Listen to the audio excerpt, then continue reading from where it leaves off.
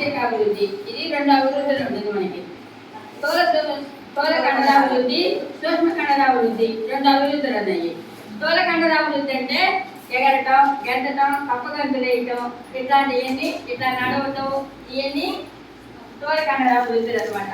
సూక్ష్మ కండరాభివృద్ధులు క్లాసు కట్టడం, ఇట్లా చేయటం, ఇవన్నీ రంగులు వేయడం, పూసలు కొట్టడం, రంగులు వేయటం, బొమ్మలు గీయటం, ఇట్లాంటివన్నీ ఒక బంతిని తీసి ఒక కొత్తలోకి వేసేయటం, ఇట్లాంటివన్నీ సూక్ష్మ కండరాభివృద్ధి. చేతులతో చేసేవన్నీ సూక్ష్మ కండరాభివృద్ధి అనమాట. కంటి చూపుతో చూసేది కూడా అవి కూడా సూక్ష్మ కండరాలన్నీ పనిచేస్తుంటాయి అనమాట.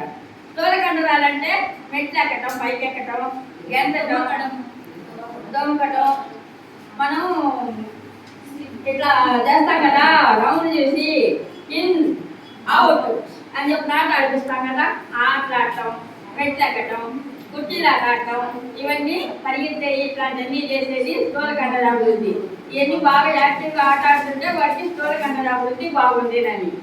చేతులతోటి మనం ఎన్ని చేస్తూ ఉంటే చిన్న చిన్న వస్తువులు పట్టుకోవటం, బొమ్మలు గీయటం, ఇవన్నీ చేస్తూ ఉంటే స్థూల కండరాభివృద్ధి, సూక్ష్మ కండరాభివృద్ధి బాగా పనిచేస్తుంది అని చెప్పని. వాడు యాక్టివ్గా ఉన్నాడా లేదా అని మనం చూసుకోవాలి అంతే.